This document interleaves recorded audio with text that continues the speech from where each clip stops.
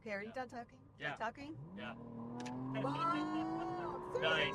Hey guys, I'm Juliana, your automotive woman. Welcome back to the channel. That's my friend Andrew and his 2025 McLaren Artura. Let's go for a drive.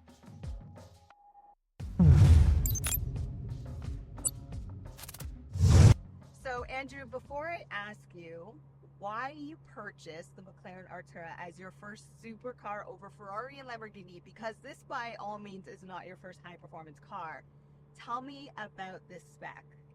Yeah, I've always admired the Artura since it was released a number of years ago.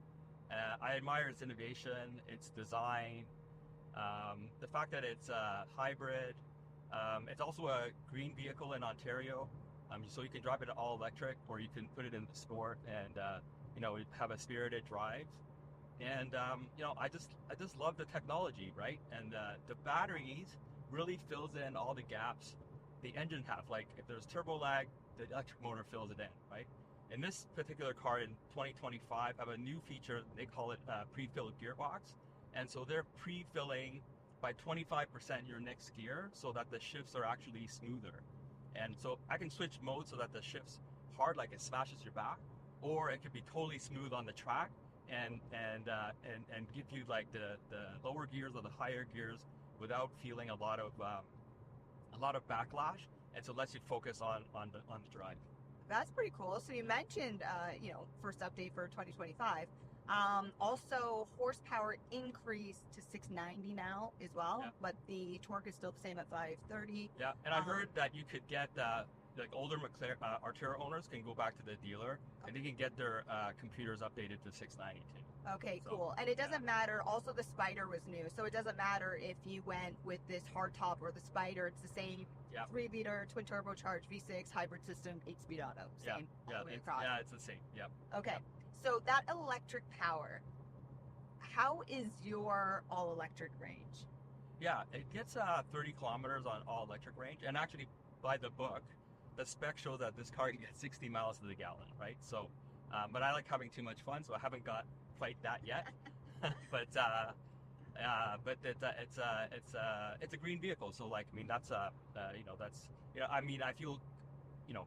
I feel conscious. I feel like I have a good conscience getting this car too. Oh, yeah. Yeah. For 30 kilometers. Yeah, for 30 kilometers. Exactly. Which, true or false, when you run out of battery, you can't reverse. Yeah, there's no reverse gear because they're trying to save weight. Okay. And have an extra gear, like the 8th gear replaces the reverse, the space for it, and so it only uses electric motor in reverse. But you can't drain the battery in its totality, right? And so it doesn't let you, because it always keeps enough so that you could do the reverse and some other functions. Okay, so this is self-charging. So that said, did you actually equip your house with a charging system? No, it comes with a charger. So the charger works with 110 volt, but it takes overnight to charge it to its full capacity. Okay. But you can also set this car to charge with the engine, and it charges it pretty fast. Okay, cool. Right, so it's pretty fast. So if it's like at 50%, it'll charge it in like 15-20 minutes or so to full. So you can set it to that. But I also a lot of downtown parking lots and condos downtown have electric. So I plug this car into a full 220. And it takes about a couple hours to charge the whole thing. Okay, so, cool. Yeah. So other changes, new aero, also it's the new carbon fiber lightweight architecture, different exhaust notes.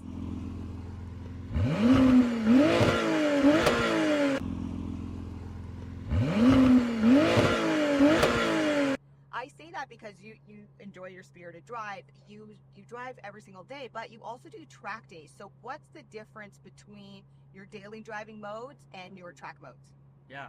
So daily driving is I can drive. I can go grocery shopping with it. It's super comfortable, this car, in comfort mode. But when you start setting the suspension into sport and track, you can really feel the road. You feel super connected.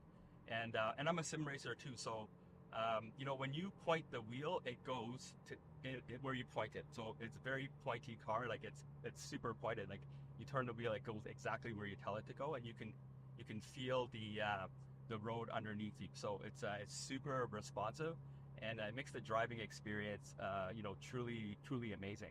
And so I've done track on different cars, but I have to say this car has so much downforce that it's you feel connected to the road. You feel like super safe. You feel like you go faster, right? So like that down the back straight at Canadian Tire Motorsports Park. In other cars, I feel as I approach 200 and higher, you can feel the car lift slightly, especially over the bumps. But this car feels totally connected. I don't even notice that I'm going that fast, right? Okay. And it comes with these huge carbon ceramic brakes, and I could, go from I can stop this car on a dime, and it's super responsive, and it doesn't feel like it's unstable.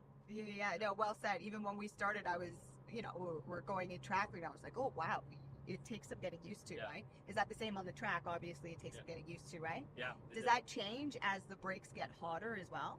Yeah, I've never noticed that, but it's been super responsive going.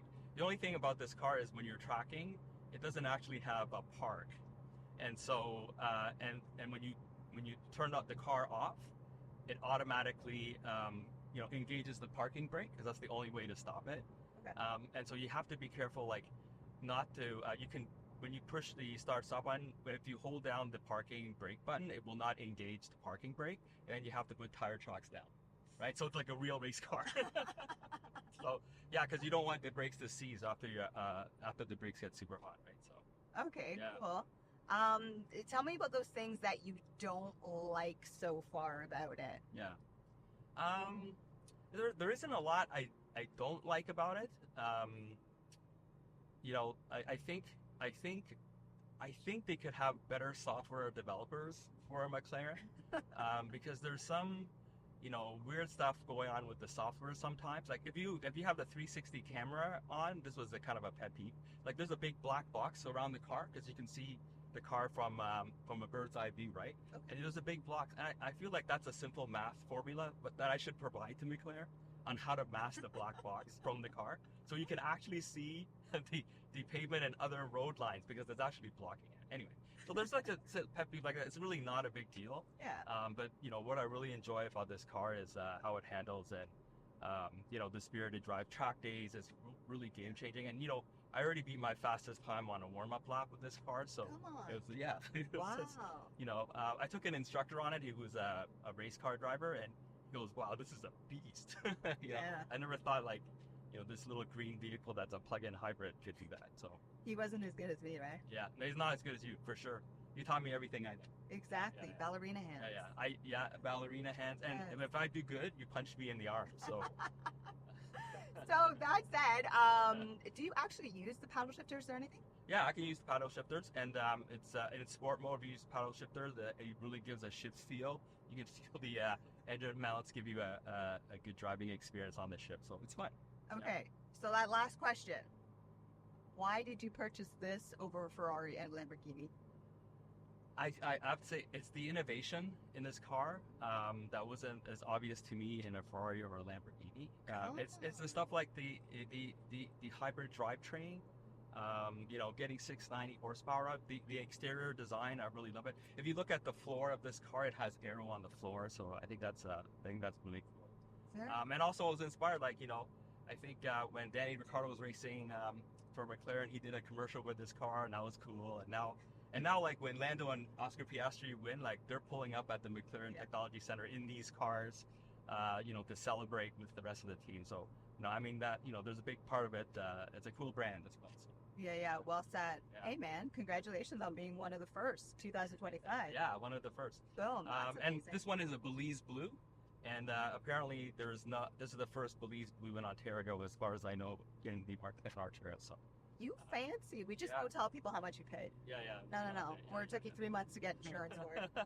Yeah, if you want to get insurance for it, for sure, call really early.